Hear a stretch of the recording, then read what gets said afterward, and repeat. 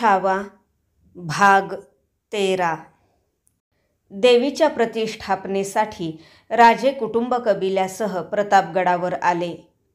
मुहूर्ताचे पात्र घुई घुई करीत घंगाळात डुबले आणि राजांनी जय जगदंब म्हणत आईच्या मूर्तीला हात लावले.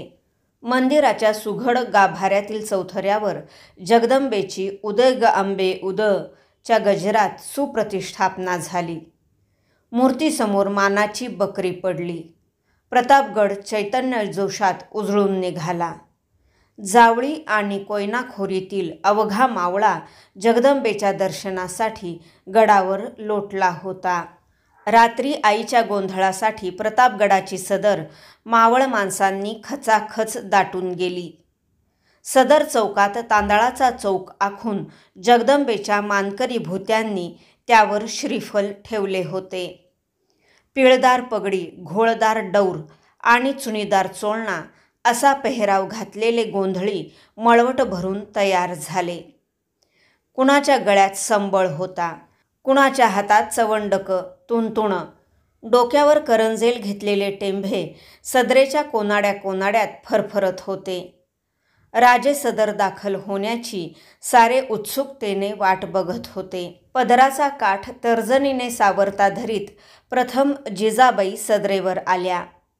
त्यांच्या पाठोपाठ राजे आणि शंभूबाळ सदर दाखल झाले.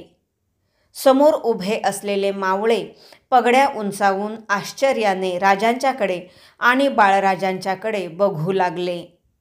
त्या दोघा पितापुत्रांनी जगदंबेच्या भूत्याचा वेश आज अंगावर धारण केला होता.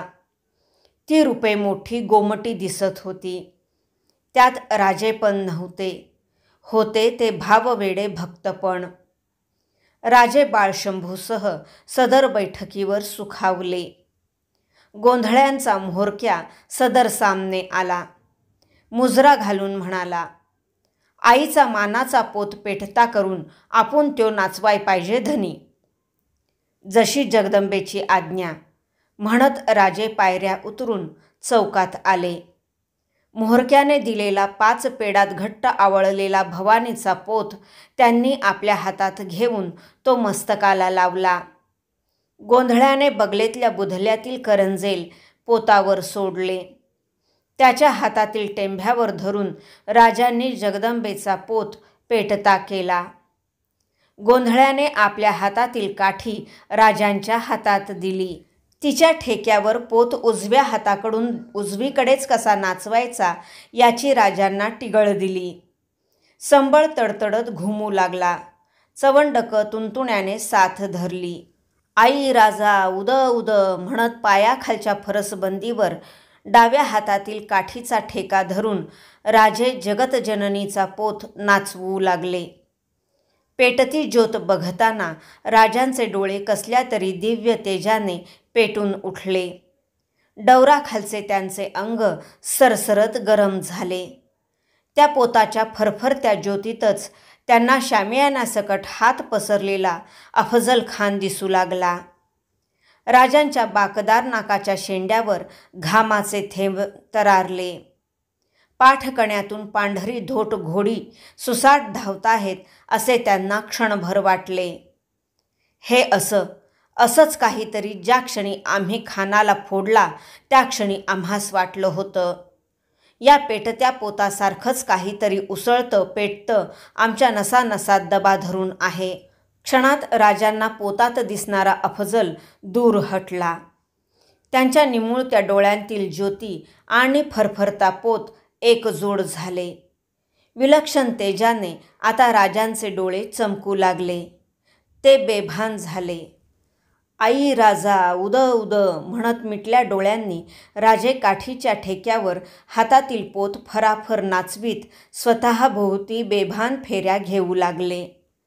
सदर बैठकीवर बसलेल्या शंभूबाळांचा पाठकणा तो फरफरता पोत पाहताना आपोआपच ताठ झाला. राजांच्या हातात थैथयत फरफरणाऱ्या पोताच्या प्रकाशरेषेवर त्यांची निर्भीड नजर एकटक जोडली गेली. आबांचे हे असले रूप काही त्यांना कधीच बघायला मिळाले नव्हते. पोत नाचवून दमगीर झालेले राजे थांबले. आता त्यांच्या छातीवरचा डौर घामाने चिंब डबडबला होता. पोत धरला हात थरथरत होता.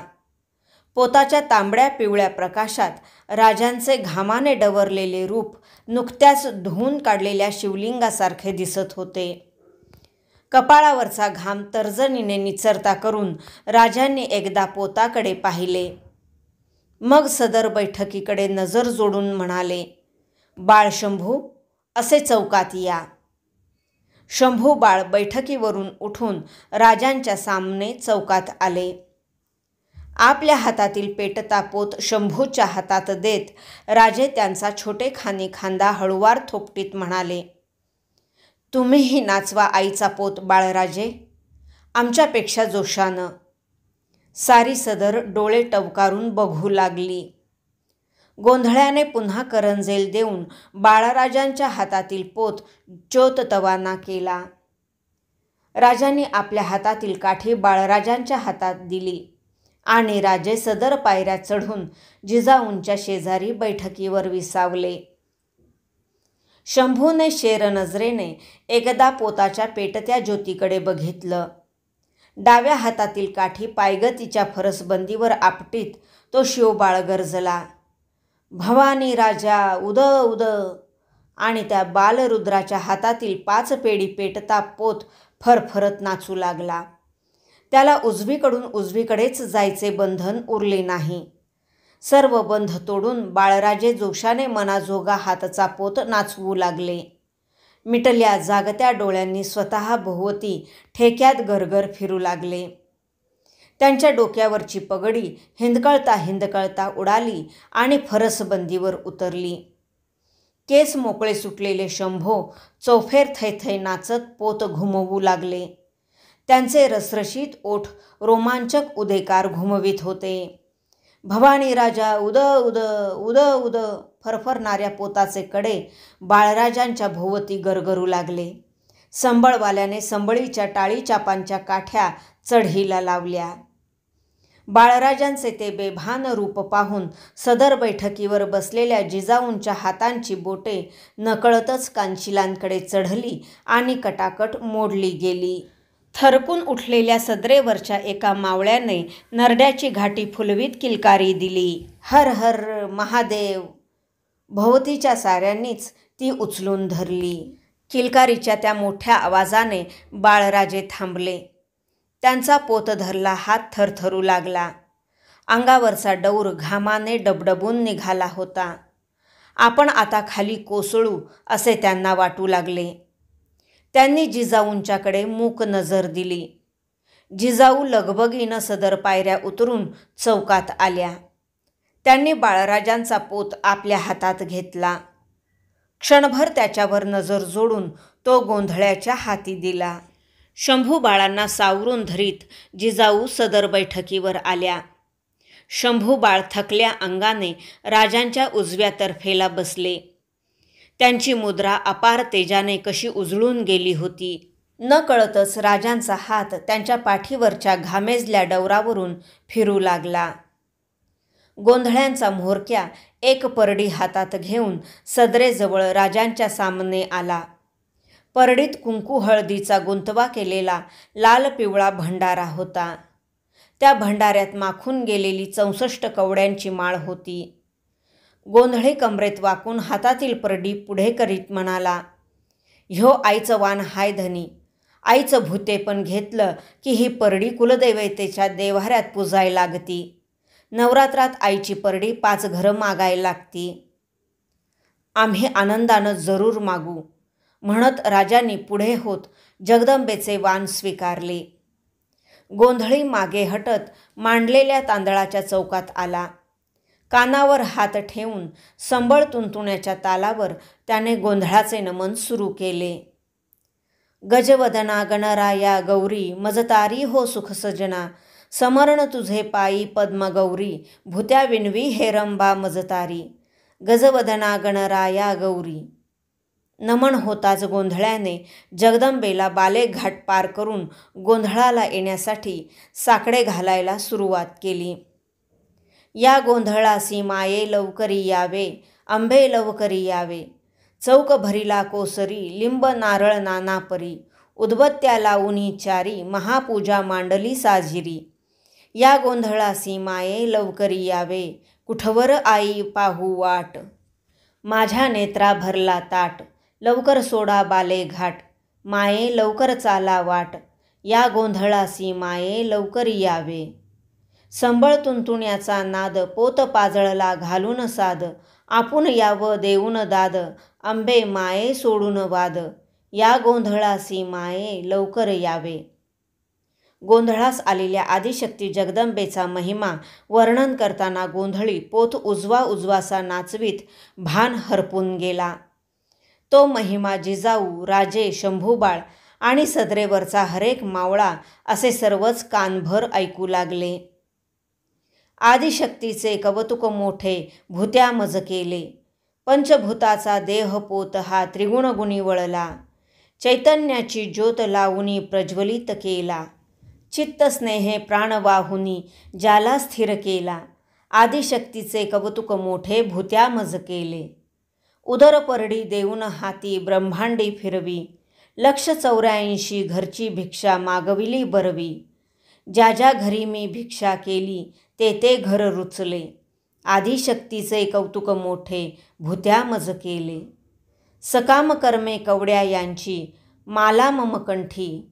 कर्मफळांचा कुमकुम मळवट माझ्या लल्लाटी. पीडा बाधा शकून सांगुनी लोका भुलविले. आदिशक्तीचे कौतुक मोठे भूत्या मज केले. गडावर रात्र चढीला लागली. सदर चौकात भवानी कथा चढीला लागली. राजांच्या बरोबर सदरेवर बसलेल्या साऱ्या मावळ्यांना कळून चुकलेले भूतेपण पुन्हा एकदा उजाळा घेऊन उठले की आई जगदंबेसमोर रात्री गोंधळ घालणं पडतं आणि गनिमांच्या मुलखात दिवस रात्र गोंधळात माजविणं पडतं. सगळ्या मराठमनाला जाणवून जाणारी एक दुर्घटना यावेळी घडली. जुने हिमती व हिकमती सरनौबत माणकोजी दहातोंडे यांनी शिवापुरात आपला देह ठेवला. स्वराज्यातील एक पराक्रम लाल इमानी माणिक हरपले. राजांनी आपल्या कारभार व्यवस्थेत थोडा बदल केला. अधिकाराची घालमेल करणाऱ्या शामराव रांझेकरांचे पेशवेपद काढून ती जिम्मेदारी त्यांनी नरहरी आनंदरावांच्यावर सोपविली. वाकेणविसीची वस्त्रे आनाजी दत्तोंना बहाल केली. राजांच्या कबिल्यात मात्र आणखी एक चोळी बांगडीचा मानकरी आला. सकवारबाई राणीसाहेबांना कन्यारत्न झाले. तिचे नाव कमळाबाई ठेवण्यात आले. नवरात्राचा सोनसुगीचा हंगाम आला. खंडे नवमीला पुजल्या हाताऱ्यांसमोर बकऱ्यांचे खांडे पडले. विजयादशमीची पहाट उगवतीची कूस फोडून गडदाखल होऊ लागली. राजांनी आणि शंभूबाळांनी खासे महालाच्या हमामखान्यात पहाट स्नान आटोपले. अंगावर जगदंबेच्या भूतेपणाची वस्त्रे पेहरून मस्तकावर डौलदार पगड्या चढविल्या. आबा आणि फर्जंद शंभू जिजाबाईंच्या महालात त्यांच्या दर्शनासाठी आले. दोघांनी जिजाऊंच्या पायावरची सोनधूळ मस्तकी घेतली. राजे प्रसन्नपणे म्हणाले, आऊसाहेब, आज आम्ही गडावरच्या 5 उंबरठ्यांसमोर आईची परडी मागणार आहोत. आशीर्वाद द्यावा. कुणाकुणाच्या उंबरठ्याचं दर्शन आम्ही करावं त्याचा सल्ला सांगावा. राजे, जे पोख्त कदीम असतील त्यांच्यासमोर आईच्या भूतेपणाचे हात पसरा. थोरांचं पहाट दर्शन कार्यी लावणारं असतं, जिजाबाई म्हणाल्या. जिजाबाईंचा आशीर्वाद घेऊन राजे शंभूसह महालाबाहेर पडले. आज राजांच्या संगती सरंजाम म्हणून कोणीच नव्हते. जगदंबेच्या वाटेवर कसला सरंजाम? ही वाट फक्त भोसल्यांची होती. एक तळपता भोसला दुसऱ्या उगवत्या भोसल्याला घेऊन चालला. एक धावती पिढी दुसऱ्या चालत्या पिढीला घेऊन चालली, जगदंबेची परडी मागण्यासाठी. दोघांच्या हातातील परड्यात हळदी कुंकवाचा दिल जमाव केलेला भंडारा होता. गळ्यात कवड्यांच्या माळा होत्या. राजांचे ते रूप कैलास पर्वतावरच्या जीवन विरक्त शिवासारखे दिसत होते. लाखो होणांची सोनरास ज्याच्या जामदारखान्यात दास्तानी पडली होती तो शिवराज आज योगीराज झाला होता. उमद्या अरबी घोड्यावरून धावणी घेणारा, सुवर्णमंडित पालखीतून गडचढी करणारा तो सह्याद्रीचा कुबेर, गवळी गोपाळांच्या रांगड मनावर राज्य करणारा तो भोसले कुळीचा यादवराज, जगदंबेचे भुतेपण मिरवीत पायी चालला होता. त्याच्याबरोबर त्याच्या अग्निवंत रक्ताचा वसा सांगणारा त्याचा फर्जंद शंभू चालला होता. उगवतीच्या सूर्याला विशाल आकाश संगती घेऊन चालते करते तसे ते दृश्य होते. हर एक भोसला जगदंबेचा जन्मानेच नामजात भुत्या असतो. हातात उदराची परडी देऊन ती त्याला जन्मरूपी 84 लक्ष दारात फिरवते. एका हातात परडी आणि दुसऱ्या हातात पट्टा देऊनच भवानी त्याला जन्माला घालते. ही परडी मागितली की आंबा ती इमानी चाकरांच्या प्रसादाने शिगोशिग भरून देते. मरण गाठीशी बांधणारे आपल्या वाहनाच्या वाघासारखे बेडर काळीज देते. भोसल्याने भुत्या म्हणून भवानीची परडी मागण्यात कसले शर्मिंदेपण. राजगडावर झाडापेडांवरच्या पक्षी लोकांचा जमाव किलबिलत जागा होऊन आभाळात झेपा घेऊ लागला. पहाट वाऱ्यावर नौबतीची दुडदुड स्वार झाली. बालेकिल्ल्याच्या तर्फेला असलेल्या सोनोपंत डबीरांच्या वाड्यासमोर सडासंमार्जित अंगणात श्रींच्या राज्याचा आणभाक बांधील श्रीमंत योगी आपल्या बच्च्यासह उभा ठाकला. परडी सावरून राजांनी उदयकार केला. आईचा उदय.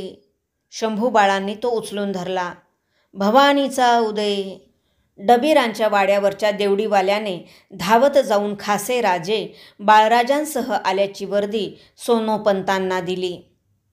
पंत लगबगीने वाड्याच्या हमचौकात आले. सामने राजांना बघून ते गडबडून गेले. अदब मुजरा घालून ते खाली गर्दणीने कसे तरी म्हणाले, आज्ञा झाली असती तर सेवक सदरेवर रुजू झाला असता. राजांनी आत यावं.